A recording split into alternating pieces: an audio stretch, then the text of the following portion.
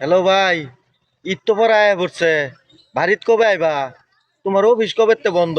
এই তো আগামীকালকে অফিস করে ছুটি দিব, পরশু দিনই বাড়িতে আয় পড়বো। ঈদের কেনাকাটা কি বাড়িতে আয়া করবা না হেনতে কইরেবা? না, কেনাকাটা শেষ। এখন খালি অফিস ছুটি হইব আর বাড়িতে আয় পড়বো। তাহলে তো ভালোই। আমি যে তোমার একটা প্যান্টের কথা কইছিলাম, এটা কি কিনছো? তোর প্যান্ট কিনছি, জুতা কিনছি, মার লাগে শাড়ি কিনছি, আব্বার লাগে পাঞ্জাবি কিনছি, তোর ভাবির লাগে থ্রি পিস কিনছি, সবার লাগে কেনাকাটা করছি। আর তোমার লাগা কি কিনছো? আর বুক আমার কি লাগবো? আমি না একটা পাঞ্জাবি কিছুদিন আগে কিনলাম, এটা ধুয়ে লন্ড্রি করলে একবারে নতুনের মতো হয়ে যায়। আমার কিছু লাগতো না। আরে কি কও, প্রত্যেকবারই তুমি খালি আঙ্গ লাগে কেনাকাটা করো। তুমি কিছু কিনো না, এবার তুমি কিছু একটা কিনো। আরে বুক, আমি এখন বড় হয়ে গেছি না? আমার কেমন আর ঈদের কেনাকাটার বয়স আছে? এরপরে জ্বর যেইটা বেতন পাইছি, আমার কাছে সবকিছু কেনাকাটার পরে 4,000 টাকা আছে। বাড়িতে একটু মাংস কিনুর লাগবো। এরপরে আওয়া যাওয়া বাড়াই আছে আমার 1,000 টাকা। এরপরে ঈদের দিন কিছু সালামি টালামি দিয়ে লাগতো না?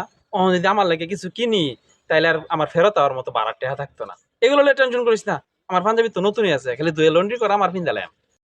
খোঁজ নিয়ে দেখুন, দেশের প্রায় প্রতিটি মধ্যবিত্ত, নিম্ন মধ্যবিত্ত ফ্যামিলির দায়িত্ববান পুরুষের ঈদ এভাবেই কাটে।